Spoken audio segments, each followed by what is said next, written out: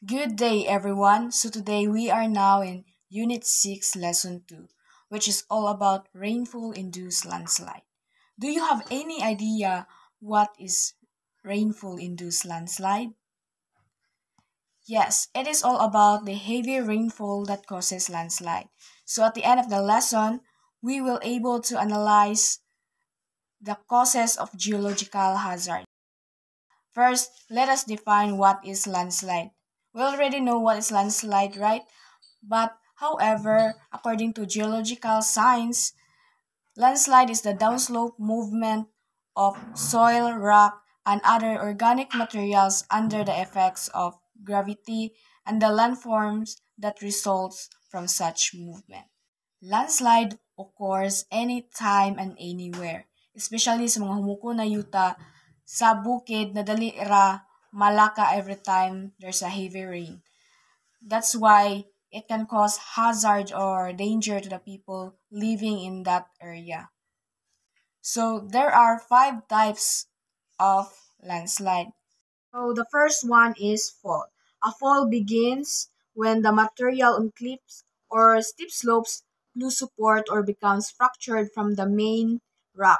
The materials, which can be rock and soil of different sizes, subsequently descend by falling, bouncing, or rolling until they reach the lower or flatter surfaces. And the second one is a topple.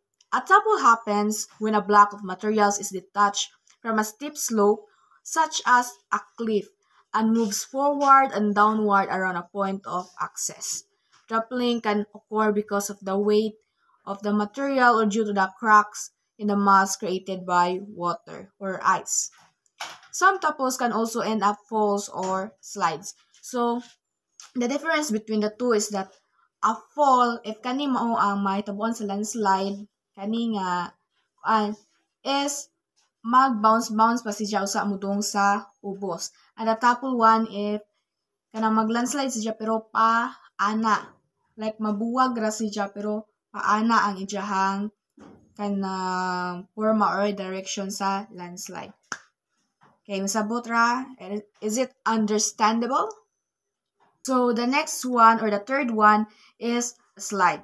A slide occurs when the detached mass of materials such as rocks and soil and sometimes organic matter move along a downward sloping surface. The volume of materials increases as the mass moves downwards away from its origin. So, if kani ang may tabuan na pod sa landslide, kanang gaana kita ang mute, diba kita mountain, so gaana. So, ang slide is mo slide si Japadong ana. If nay kahoy ani, kahoy kita ini, kanang landslide, nig-landslide mo ana ra siya. Like, pa-slide ra jud. If concave pod ang surface, ang area, ga ana, gabaw, so mo ana ra po siya.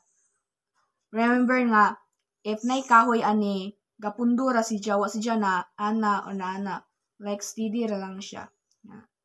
So, the fourth one is flow. A flow occurs when materials from usually gentle slopes are detached and flow like a viscous liquid along a surface. So, from the word flow or flows, nana si Jai sagol nga tubig. It is a dangerous one because it has liquid. It is a mud landslide.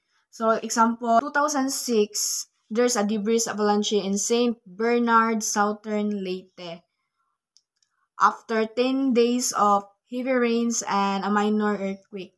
So, makita ninyo sa picture nga mura jud si jag mud. It is a mud nga landslide.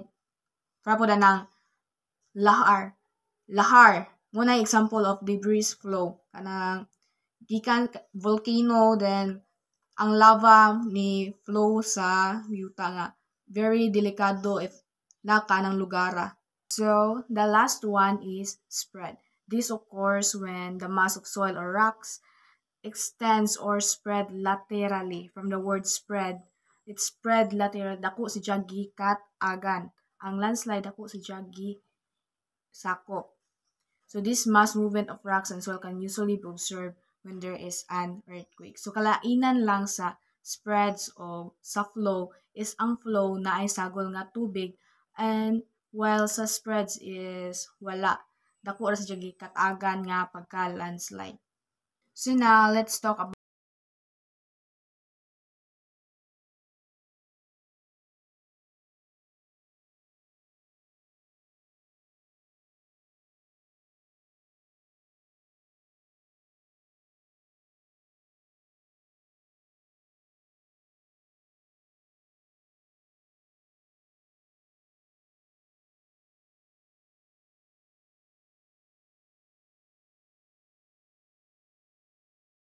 the second one is morphological factors that influence landslide include the shape of land and its slope. So of course, if habog ang usa ka lugar, si mo'y kuan og prone og landslide lahi pod og ang patag, di ba? So the next one is tectonic and volcanic activities. So if naay bulkan ana nga lugar, if mubuto na, makakos nag earthquake ana nga dapit. And then ang earthquake makakos og landslide. Next is erosion and disposition. Of course, if erosion, way magpugong sa yuta. So, makakos ni jag landslide. Then water, if kana nga lugar, especially if humukon na nga yuta, if makakuan ng tubig, then makakos nag landslide. The amount of vegetation on the rock and soil surface. So, if daghang tanong man ang lugar, dili dyan mo sa kuan prone og landslide. Pero if gamay ra ganig mga tanong ana nga lugar then habugon pa jud, of course, makakos na og landslide. Then, as well as the boundaries of the landmass involved. Kung unsa kadaghanon ang juta na nga lugara. And the boundary. If mas compact siya na nga yuta, dugay siya kuan og landslide. Pero if dili gani, pero mas kuan siya yuta mas prone siya og landslide. Last one is the human factor that affect landslide include the development activities such as mining, excavation. Of course, if mag-mine and excavation ka, magkubkob nag-juta. And then, ang mga cause ana, dili na dyan magpugong tong juta, then magkakos og landslide.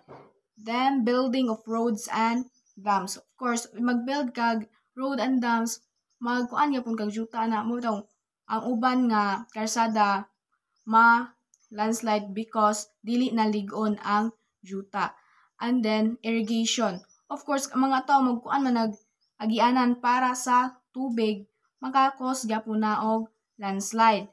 And then deforestation, pamuto og kahoy ang mga tao that kan wala na imo pugong sa juta o mga bato sa especially sa bukid, mao na magakos og landslide nga ang maapektuhan ra pod kitang mga tao. So the human activities that increases the susceptibility of areas to landslides. That's all. And let's proceed to the next topic or the next slides.